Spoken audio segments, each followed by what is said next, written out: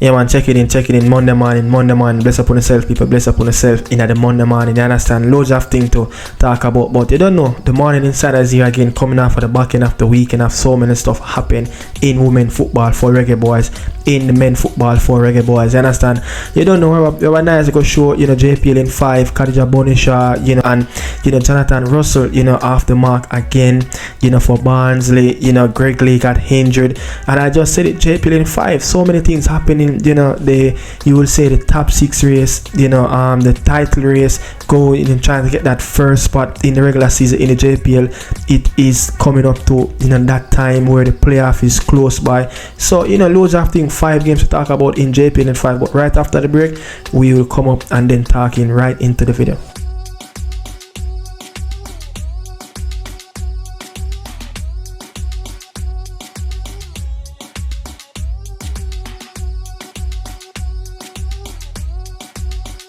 Está de Nation, Blackwood que sigue, se mete, Blackwood el impacto, el quinto, sí, goal. You know, Khadija Bunnyshaw, you know, let's talk about a little bit about Khadija Bunnyshaw. You know, look, we have seen the stuff that happened, you know, over the last couple of weeks, you know, the online abuse, you know, we have even seen piggyback earlier in the first part of the season where she got abused in Sweden as well. You know, we've seen even part where a few match there, you know, she have, you know, omit herself from Manchester City women team squad. One, you know, a couple of those games, I think Arsenal was at, you know, when they lost in a WSL game, crucial game, you know, it was a pivotal part at that time in the title race, you know, and also it was crucial points to picked up as well for Questo, you know, to make sure that they're in the next year Champions League qualification rounds, you know, so she have missed some important games, you know, in terms of injury and omit herself, you know, and she's critical, very, very important to this Manchester City women team. And look, 18 games, you know, 17 goals in her competition. We see that, you know, she's very important. But when you look at it, man, 2 goals yesterday against Liverpool, that's all, you know, you need to shut up the rivals, you know, she do the Black Power salute, all of that, you know. You don't really want to see Khadija Bunnyshaw, you know, omit herself from the squad, you know. You want to see her continue to score goals, and this is how you make the rivals yet go silent. Online abuse will always be there once you have, you don't really have to have a social media page, a personal account. It's just going to be on social media. The truth, it's something that is not going to stop. Yeah, online abuse is not going to stop. You know, just how you deal with it mentally, you understand? But again, you just don't want to see her, you know, omit herself from match day squad. But when you look at it, man, look, 2 goals against Liverpool. This team, she likes to play against this team. This is her 10th time scoring against Liverpool. You know, she's 12 points behind, you know, Chelsea woman team. You could say the title race is over already. It's all about what she can do next month in the League Cup final and also in the 2-legged game versus Chelsea in the Champions League quarter-final run. And if they progress, you know, they have Wolfsburg or Barcelona, you know, waiting for them as well in the semi-final. So April, you know, no, my bad, you know, March is a critical moment in her season. They, you know, City scheduled to play 8 games. Yeah, the start of March to the end of March. You know, even when you look at the 2 international games that's coming up, more likely she will be in the squad against the Reggae girls. I will be shocked if she's not in the squad to play those 2 friendly games in Peru. That will be a very, very good test in altitude, you know, in Lima. You know, so you could say even on international duty, yeah, it's probably going to have to minimize her minutes on the pitch, because coming back after that, you know, she's going to have a busy schedule like that, for where she's going to have to be available for games every 3-4 days, because again, City needs to be in the Champions League spot coming at the end of the season, and they need to progress and do well in the Champions League, and they need to beat Chelsea women team in the League Cup final. So March will be a very, very important, you know, moment in Khadija Bunnyshaw season. So doing all of that, you know, this is a critical point. But again, Hopefully she can be safe. Hopefully she's fine. Hopefully she can find the strength. And she have even declined, a few interviews not declined interviews, but declined to talk about the racial abuse with Sky Sports. She have done an interview as well. If it's not copyright, I can throw that in as well. You understand? But I mean, look, let's see what Khadija Bunnyshaw even have to say. Definitely good to get back on the score sheet after a difficult couple of days, but yeah, the team did well and I'm happy to keep scoring. Your instinctive finish, but also the touch that sets up both of the goals, is that something that just comes really naturally, or are you working on that in training? Yeah, I think for me it's just knowing where the goal is, and even on the second one I just told myself I'm going to turn and put my foot through it. So yeah, I think it was too good. Me and Mary have been practicing in training, working to try to get that connection, because she was playing the number 9 when I was out, but when she came in the team, we spoke about it. She's playing wide, so when she cut in, I just have to try to be ready, because I know she's gonna try to find me. So yeah, that's it, man. That's it with Khadija Bunnyshaw. Moving on. But Gregleigh have found himself in the medical room. He played like 41 minutes in a game, against Portsmouth at home. They lost that one. 2 reggaeboyz were unsure. My Isaac Aiden and also my Gregleigh. Gregleigh picked up a muscle injury. He won't be back until early March, so it's a couple of weeks. He will sit out. The story with Gregleigh. Gregleigh have since this new coach have appointed for Oxford. Gregleigh has been a different player. Yeah, Gregleigh have been a different type of player, and when you look on his heat map and look at his trajectory from December, I think the 22 until now, Gregleigh have played. Look, in the space since that coach have appointed, Gregleigh have played 14 consecutive 90 minutes game leading up to this injury. Not saying he have played so much minutes or he have overplayed, but it's because he's such a crucial player for this team. He's improved. His game have risen over the last couple of months. His game has improved a lot. In the final third, he has chipped in with a couple of goals.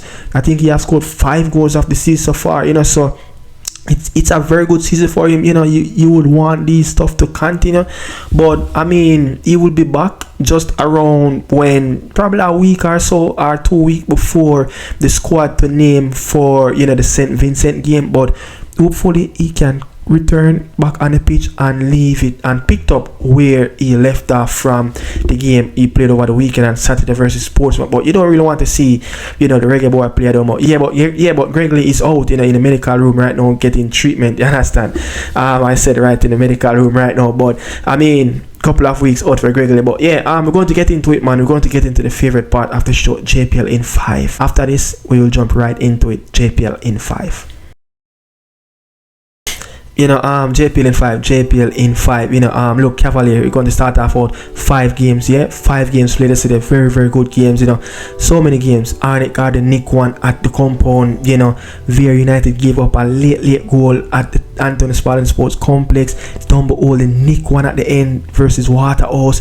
Also racing, with a screamer. To get back and level the game 1-1 versus Portmore United. So we're going to get into it, man. But the games that's coming up, Cavalier played at the compound versus Moulins. 3 goals in that game for Cavalier, 0 to Moulins. Look, Moulins, run. It seems like it's a never-ending run. But I mean, what Cavalier though? Very good performance. What happened even. I know that Cavalier has been struggling to get points on the board, struggling to keep themselves in game. But this game was more of a proper game that even happened in the past. Not the best, but with the Atkinson in the starting lineup, you will say, okay, it's a very good game. Richard King with a wonderful free kick. How can I forget that? Richard King. But listen to what Richard King have to say on the state of Cavalier Football Club. This season, I'm sure you're pretty glad to see one finally hit the back of the net. Yes, it was long overdue. It was long overdue. Yeah. But of course, your primary job is to stop goals from going in, and you've done that pretty well today. You and your central defensive partner Giovanni Leigh put in a real good performance today. Well, as I can say, from the start of the season, we didn't start well. You know, we concede too many goals for our standard. So we're just trying to be like that now and keep more clean sheets. And Richard, you've done it all, won it all here at Cavalier. I'm sure even though there was a poor start to the season going into the playoffs, it's all about consolidating for you and just making it there, because I'm sure you're very confident you'll win that title in the end. Well, yes, you know, that's the aim, and even though we start bad, we just have to just finish strong, you know, and go for it.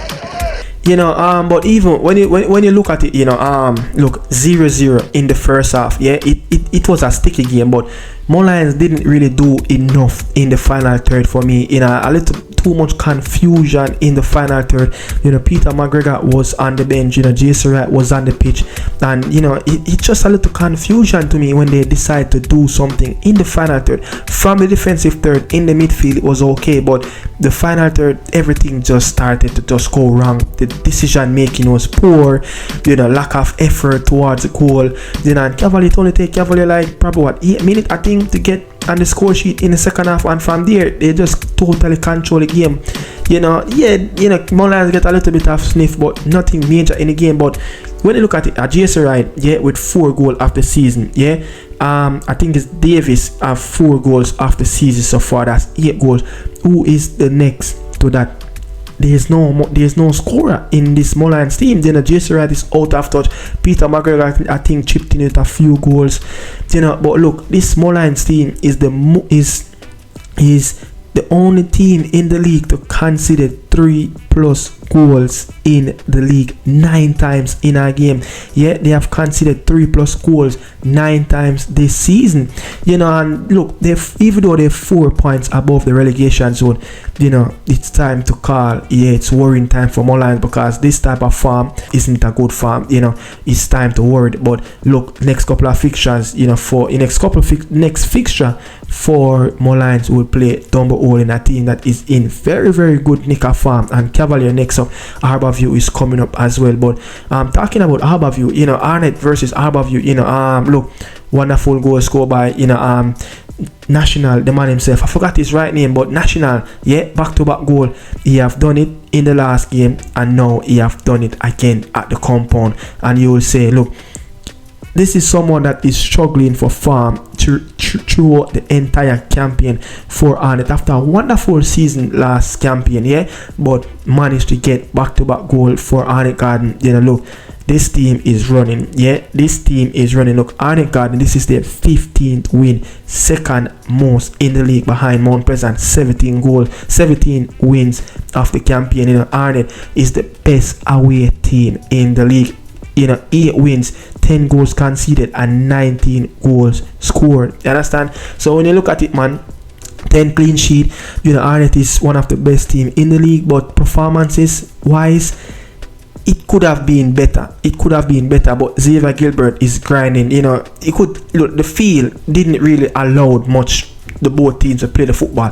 Harborview, you know, you could say the press in that game, it was unorganized, but you could see that they tried to press, they tried to play a little bit physical. But I don't know, this Harborview teams, something is not clicking with this Harborview team, and you don't want to put too much pressure on the players, as I think this is coming from administration leading down on what is happening behind the scene on the pitch. You understand? A lot of things need to change in this football club, but Arnett Garden is right up there. Yeah, just a few points behind Mount Pleasant. You know, with Mount Pleasant have a game in, and they played later today versus Lion. You know, so but Harborview though, listen to this season Harborview have lost 14 games this season, 37 goals conceded. Last season alone, yeah, in the 26 games that they played, they have 14 lost and conceded 39 goals. That's bad. Yeah, managerial changes. You know, they have Bojo Henry. You know, they have Damian Stewart is still there. They have Nicholas Beckett coming as an interim at one point. Donald Stewart, Ludlow Bernard. Over the last couple of seasons, 5 managers. That's not good. Something rotten in this football club that need to deal with upstairs. You understand? But I mean, moving on. You know, Dumbo Olin versus Waterhouse. Look, Marcel Fozagil, yeah, he have lost this one. You know, Baines with a very, very good goal in the end. You understand? They nick it right at the end in the 88th minute. Didn't leave the Jewsland team walk away from Dumbo Olin with 0 points. And guess what? they run continue. You understand? But let's get into Harold Thomas, the wonderful job that Harold Thomas is doing at this football club. You know, unbeaten in his last 4, only 1 goals conceded in the last 3 games for Dumbo Olin. Look, Dumbo Olin have conceded twice, yeah, when getting a point since Harold Thomas walked through the door. So since Harold Thomas walked through the door, every time when Dumbo Olin get a point, a plus point in a game, they have only conceded 2 times through those games. You understand? But moving on though, Waterhouse though, look, Waterhouse winless in their last 5, 11 goals conceded, 4 goals scored. Top 6 is in doubt. You know, look, if Tivoli win today, it will be just a couple of points. Even though it would be a very, very massive task to Tivoli go down in Mobi and beat them, but Racing picked up a crucial points where it's just, I think, 4 points behind Waterhouse. But Waterhouse, what is really going on? I think this could easily be Marcel Fuzzigill last season at the Jerusalem team. You know what I mean? It's so bad at Waterhouse. This team, look, this team got no spine. You know, this Waterhouse team is so soft. Yeah, it is so soft. You know, but moving on. You know, Chaperton Maroon and Veer United draw 1-1. This game played in the jungle, yeah, Anthony Spalding Sports Complex, where Denzel McKenzie scored in the first 15 minutes of the game, and then after that, you know, Andrew Vanzi came back and scored in the 90+ minute to equalize. So shocking for Craig Butler team, and you could say, you know, a win yesterday would have lifted them out of the relegation zone, but you know, it was a missed opportunity today. They right in the rut, you know, they right in the rut. Lucky that Umberland is playing, you know, Umberland is playing Mount Pleasant later today, you know, so things would probably, you know, be a little bit happy for Veer. But when you look at it, just a point, you know, from safety, win 2 games and they right up out of the red zone again. But I think it will go right down to the wire. But, you know, a Portmore team, you know, Cardell Bembo get his first goal of the season, but conceded late. I know that Rudolph Aston wouldn't like what happened against Racing again, that played at Ferdinand apart. You know, look, Racing 7 games unbeaten. You know, Anthony Patrick is doing a wonderful job. In the last 7 games that they unbeaten, they collect 15 points. That's all. They just a few points away from Waterhouse. You know, that's why they are few points, you know, below Waterhouse from that 6th place position, the last playoff spot. You understand? So they have gotten 15 points out of 21. Yeah, they have only dropped 6 points out of the last 7 games, so they are a very, very, very good run, just 4 points away from top 6. But I mean, that's JPL in 5. Hope you will enjoy that segment, and we're going to move on to the man in farm, Jonathan Russell. But yeah, Jonathan Russell, brutal for Barnsley in the English League One. Yeah, look, 8 games now, 8 games on the trot, winless. Yeah, but Jonathan Russell scored a remarkable goal. It's a wonderful takeaway from the Reggae Boy player, and you will say, look, Jonathan Russell is the new number 8 for Jamaica. Just look at how he continued to play for Barnes. Look at the goals he continued to score. This is a man, you will say, look, probably the best man to play alongside Isaac Hayden, and I think he should be the Reggae Boys' new number 8 moving forward. You know, look, this is a vacant spot for the last couple of years now. No one really stamped their class in this position. You understand? And I just think, you know, give him a shot, give him a moment, you know, give him the opportunity, and let's see what he can do on the international stage for the Reggae Boys. And look, St. Vincent would have been a decent game for him to prove that, and moving on from this and gain confidence in the black, green and gold shirt, playing as a number 8. You understand? But I mean, look at the goal that Jonathan Russell scored.